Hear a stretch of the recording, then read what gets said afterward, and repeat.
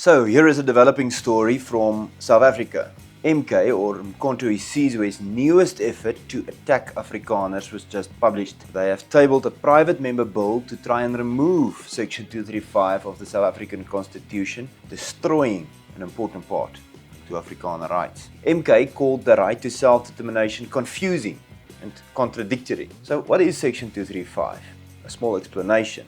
It is the explicit right to self-determination, granted by the South African Constitution, and a recognition of the notion that that right to self-determination of any community sharing common cultural and language heritage.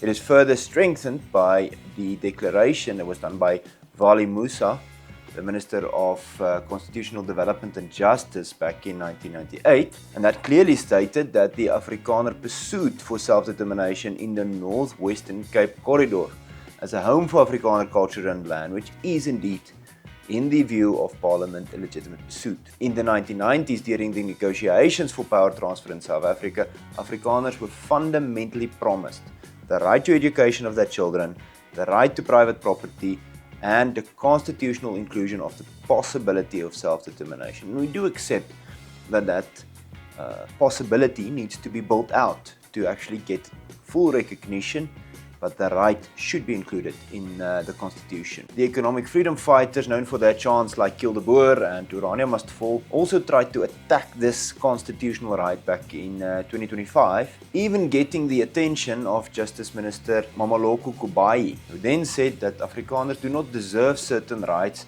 because of the past, and as such, self-determination cannot be applicable to them. Mkhonto Isizwe's attack on self-determination includes that the Bill of Rights gives enough space for Afrikaners and that liberal individual rights is more than enough. Collective rights won't be necessary, echoing the minister's claims that Afrikaners live freely and under no threat. Very interesting then, that if collective rights is not necessary because individual rights is enough, that the MK does not attack the Ingonyama Trust Act of 1994, which is a legal framework established to a trust to hold approximately 2.8 million hectares of land in KwaZulu-Natal, South Africa, in trust for the community of the Zulus, with the Zulu King as the sole trustee. Why then is individual rights more than enough for one group, but for another group, collective rights is necessary? We see these attacks and we see that they are becoming more frequent. First, expropriation without compensation, then the Bella Bill to deny the right to education, and now attack on established constitutional rights. We have 30 days to react to the relevant committee. Will you support Orania in this fight for survival?